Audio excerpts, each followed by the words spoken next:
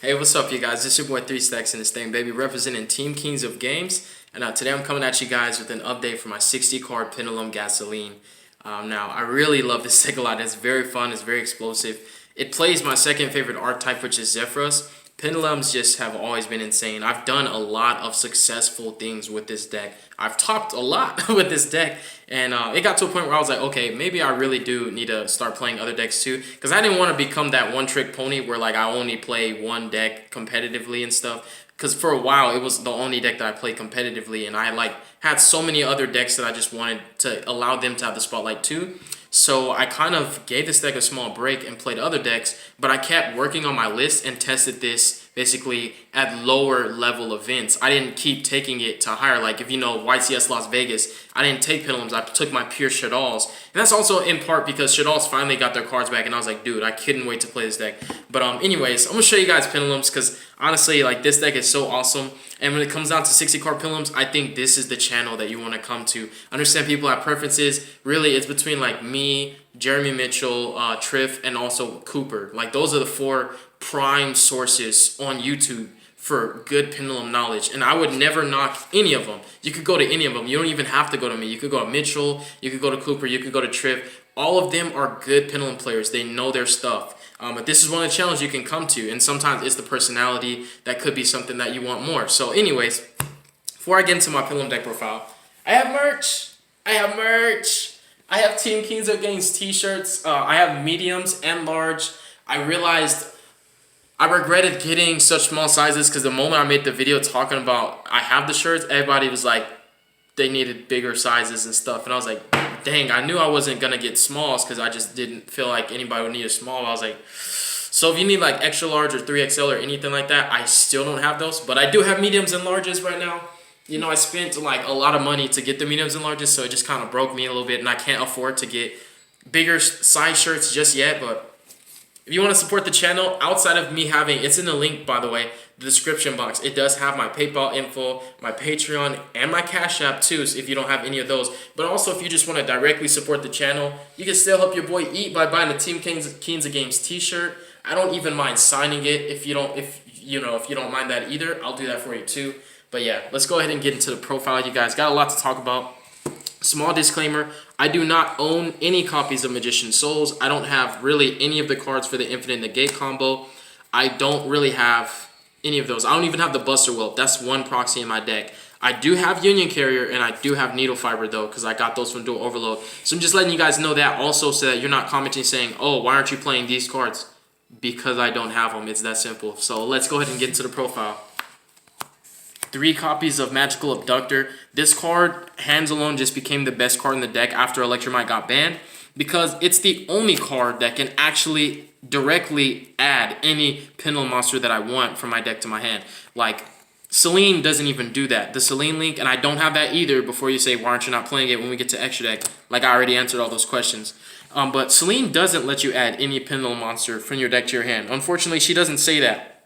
Selene never said, send a Pendulum monster from your extra deck face up and then pop a card to add it. So Selene's not really like Electromite. I look at Abductor as the closest thing to Electrum that we can get. Selene does more spamming, more recursion, and extending and things of that nature, but Electromite never really was able to offer board presence. He offered any generic search for the Pendulum cards, and he offered zones. Abductor is really powerful. Obviously, with Magician Souls, there are other things that you can do. Like, people were searching Souls. Magician Souls wasn't even out at the time, but if you watch my top 8 profile, when I got top 8 at the Pro Play Tour Las Vegas, I was talking about in that profile how I was using Abductor to search Droll and Lockbird. So I already knew, like, I was already using Abductor's on-field effect before Magician Soul came out, before people even figured out, oh, we can do that. Like, I already knew that, but Souls wasn't out, and I still don't have Souls. So obviously, I'm not going to be able to get as much value out of her as other people do that have access to that card, but she still does let me search any Pendulum monster, and that's good enough for me. And the fact that she's a card that holds spell counters makes her even more important, because she also synergizes with all the Endymion cards. So the next best Pendulum monster in my deck is absolutely Magister. I love this card so much. This card wins me games.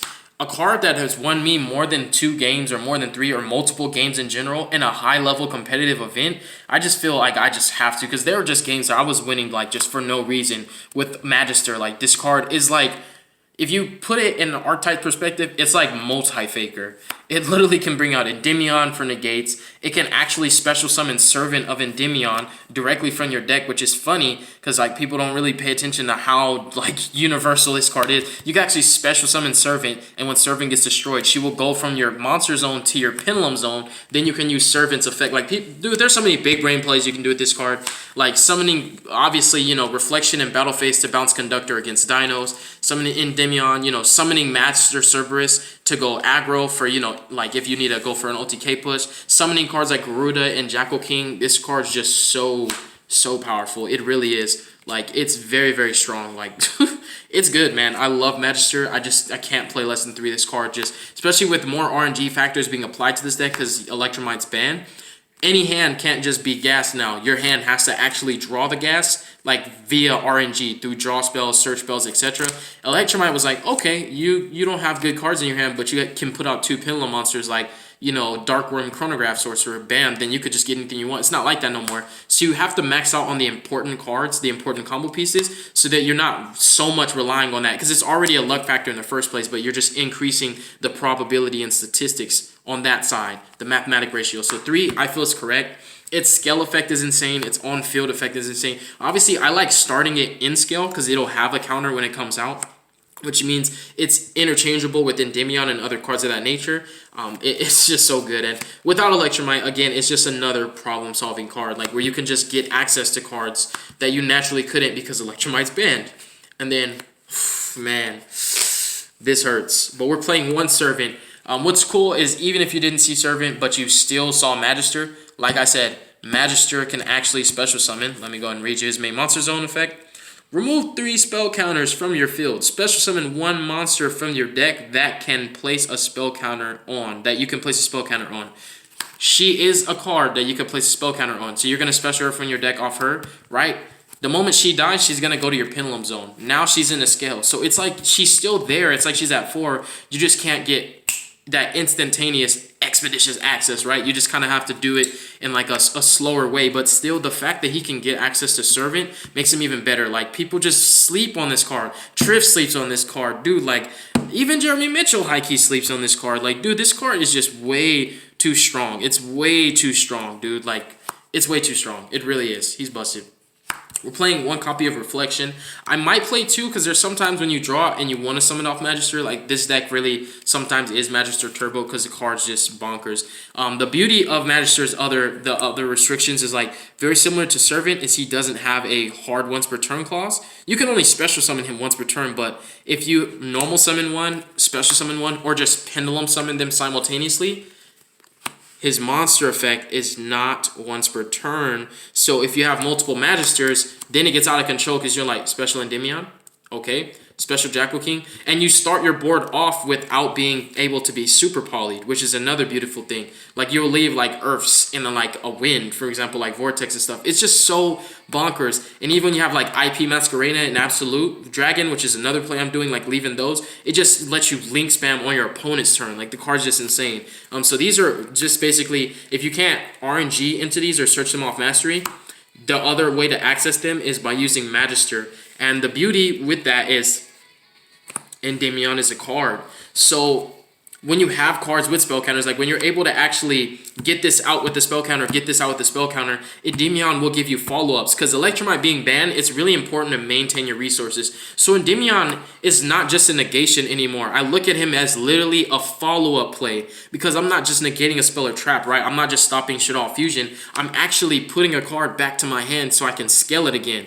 So when I'm summoning out Magister from scale, I'm summoning out Servant from scale, I'm summoning out Reflection from scale, they have a spell counter on them. Now I can use Endymion to bounce them back to my hand. So I'm not only negating a card, but I get that card back to my hand to activate it again. Free spell activation, more counters. So you're giving yourself a multitude of follow-ups. So also summoning Endymion's off Magisters just gets out of control.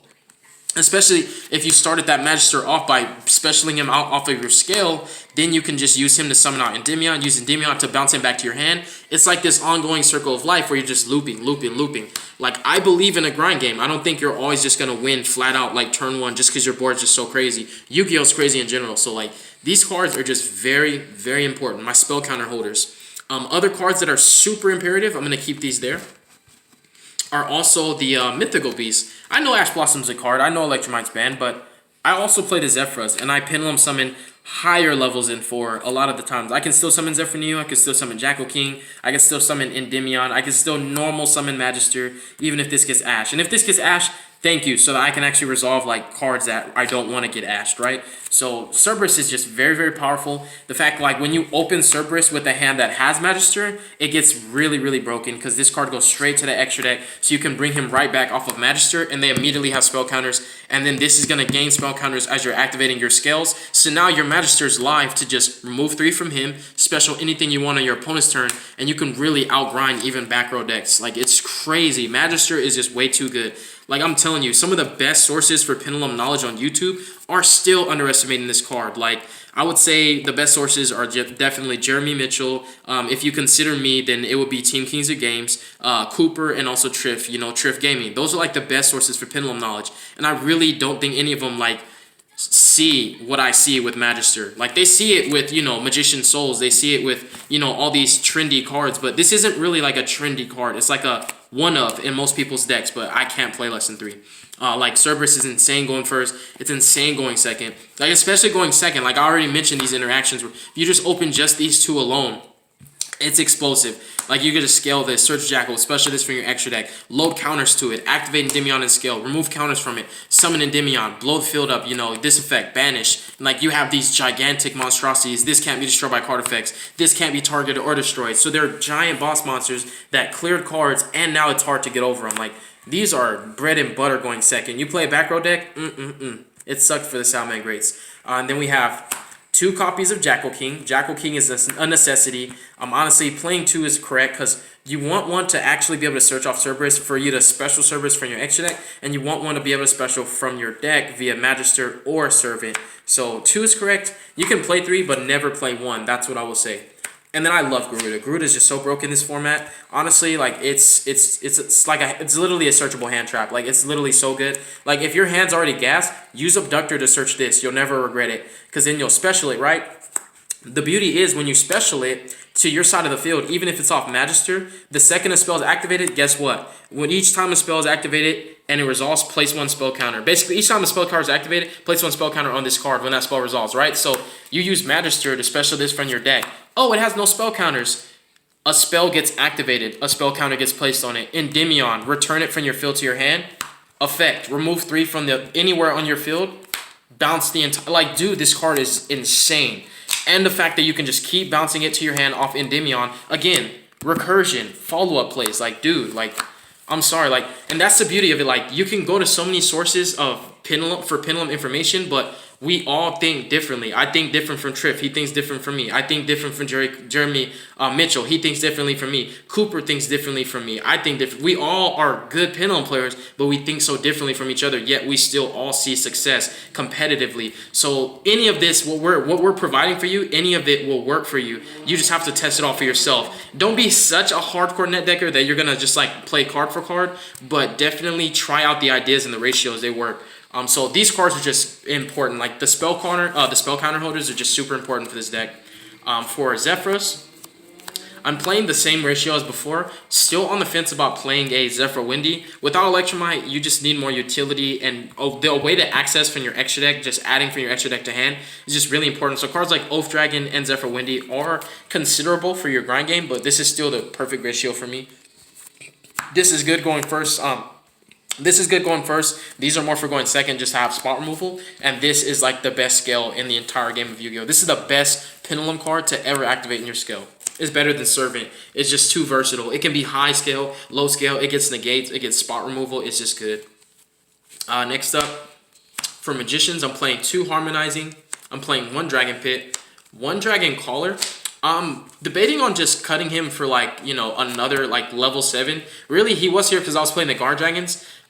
And he was a level 7 low scale, which is really important because he can be a low scale for when you need to search it off pin call, and also he's a level 7 for harmonizing so you can make your absolute plays. I didn't want to just do double Dragon Pit because again he's a low scale, but I might have to find a better option. The thing is just he's also level 7, so Oath Dragon's not level 7. And then we have 1 copy of Purple Poison, 1 copy of White Wing. I mean, the other thing is it could actually make Union Carrier plays Because like if you have two monsters with different attributes, but one of them is actually a dark worm, you could change the monster that's not dark worm into a dragon, and then those two monsters can make Union Carrier. So he can make Union Carrier plays, but he was mainly there for the guard dragons. But the White Wing is here because when you have your Pendulum Call plays, because I am playing Pendulum Call in this deck for the simple fact that it gives me guaranteed high and low scale even if my hand's bricky, so that I can still Pendulum summon. That's a problem. Without Electromite, you can't just fix your scales whenever you want. So Pendulum Call is just really important for me now, even though Ash is still prevalent.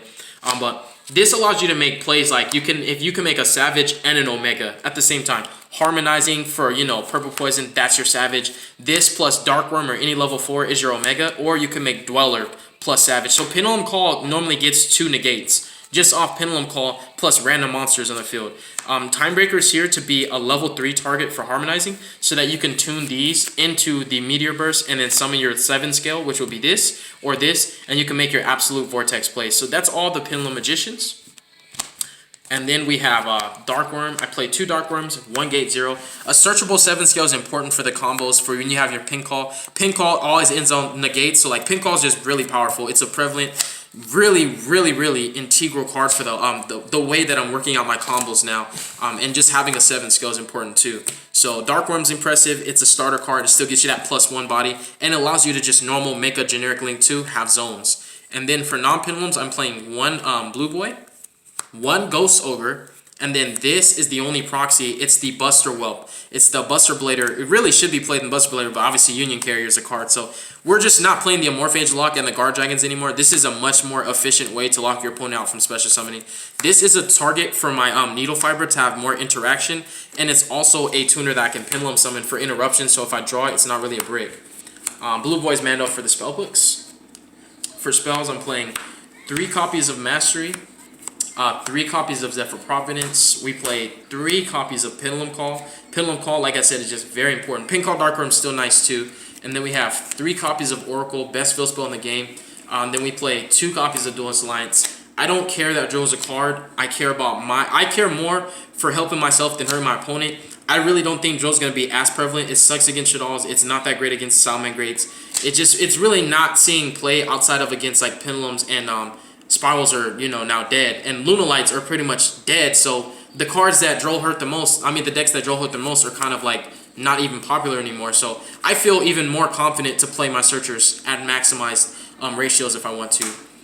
I play 3 copies of Allure of Darkness. You can play Time Pendulum Graph or another search target if you want, but I'm just playing the 2 to have more Pendulum calls. So 3 Allures, 2 Spellbook of Secrets, 1 Knowledge, and then I'm playing 2 Dragon Shrines, 1 Foolish Burial, and I play Set Rotation, Ravine, and then the 1 Zephyr Divine Strike. The spells are pretty straightforward. They don't really require explanation. These are what normally turn your hand into gas. So when you draw your spells, they obviously can fix your brick hands, and if your hand was already decent, they'll make it insane. Any one of the spells, except for maybe Dragon's Ravine itself, are going to be gas. And honestly, the deck's explosive. Even though I'm not playing like the Infinite Negates, I don't have Souls, you know, I just don't have all those cards. This deck is just still really explosive. It's really powerful. So for links, I'm playing Union Carrier. This card is like, it's like another Electromite sometimes. Like, dude, with the Selene link out, if you can actually make the Selene link and this, and you can equip to something else, link that off, get what you equip from it to the grave, Selene can revive it. So for example, you can use this, even target Dark Worm, equip a Jackal King or an Endymion to the Dark Worm, link the Dark Worm off in another card, you know. It's just crazy, dude. Like, just summon this other Selene, basically. Make a Selene, summon this under the Selene, use this, target something else, and then link that off, and then Selene can just bring it back. Like, that's one of the most convoluted ways you can do it, but I'm just saying it has synergy outside of just getting the Buster Whelp, you know? It can do other plays if you need it to, but mainly it's for the lock. And obviously, the Dragon Caller can help you to make it even faster. The Crowley link is just really important for this deck. These link 2s are just insane. You got Needle Fiber. This card is just crazy, you guys. It's so powerful. Even in this deck, Harmonizing is a searchable tuner that can make it. You have Cross Sheep. Cross Sheep is bonkers. Even if you just want to save Harmonizing, that's the other beauty with White Wing. It's a different name, Magician, so you can search Harmonizing and White Wing. Use Harmonizing for a Dweller and use the White Wing to make Needle Fiber. White Wing Magician. Cross Sheep, goodness gracious. Gravity Controller. Like, all the links in this deck are good. This would be Celine, but I don't have the Endymion link, so I'm still playing Zephyr Metaltron. Honestly, I want to keep Metaltron also because I just like it. It works for the Zephyr cards, and it's good going second. Oppo, it's kind of mandatory. One link that I will put in once I get access to it is IP Masquerena. Because there's plays where you just leave IP Masquerena and Absolute Dragon on the field. During your opponent's turn, you use IP and like Magister when you're done with him. Link him, that, and the IP into Appaloosa. And then basically you trigger this effect engraved to summon the Vortex on your opponent's turn, so you get a bounce and negate. Everybody, even Triff, is still summoning Vortex on their turn. When I get my IP, I'm going to stick to that game plan like that. I really like that. Borosword's Mando for game. But for XYZ, it's just Absolute and Dweller. Yeah, they're Mando. Like, Dweller's like just so good, and it's so easy to make in this deck. This card, I really don't like linking it off. Like, so like this is kind of just a package deal. You use this to make this, you use this to make this. But what I'm trying to do when I get my IP finally is I don't want to summon this. I don't want to summon this on my turn. I want to leave the IP Masquerena with my board full of negates and my counter trap and my Absolute Dragon, and I want to use IP to link with this and any extra monster to make my Appaloosa, and then do it on my opponent's turn to get this, to get both of its effects. That's something that people just sleeping on. Like, no, nobody gave me that idea. I thought of it myself. It's broken. It really is. We have Draxter. I'm debating on what this could be, but I am limited to my access. Like, Savage, I don't have it. Like, I was blessed with an opportunity to get it, and then I just messed that up for myself. But this would be Savage, or it would be shooting Rysar Dragon. But I still like the Dragster. I mean, Shaddolls are prevalent, and you need to negate spells more than monsters against that deck. Omega is a card, and also Desert Locust. So this deck can actually 2-card hand loop. And it's even more strong when your opponent hand traps you, and you can still make an Omega and a Needle Fiber. Omega rips a card, Needle Fiber obviously specials out the Ghost Ogre, and then you make them discard a card. So you go Ghost Ogre, that's an interruption, Omega rip the card, Desert Locust rip the card, Ghost Ogre is going to pop something. That's just minimum. When you have a brick hand and your opponent hand trapped you, you can still rip cards from their hand. So I really like these for pins. But the extra deck's still under Woodworks because I don't have all those cards that I mentioned. So thank you guys for watching this deck profile. I appreciate it. God bless you guys. Make good choices. Don't hurt your brain cells. Stay tuned for future content. I'm going to say a quick prayer. If you guys don't want to listen to a prayer, just skip it. It's that simple. So, our Father which art in heaven, hallowed be thy name, Jesus. Thy kingdom come, and thy will be done on earth, just as it is in heaven. Please give us this day our daily bread, Lord, and please forgive us of our debts, as we forgive our debtors. And lead us not into temptation, Father, but deliver us from evil. For thine is the kingdom, the glory, and the power, forever. In the mighty name of Jesus, I pray. Thank you, Yahweh. Amen. Thank you, baby.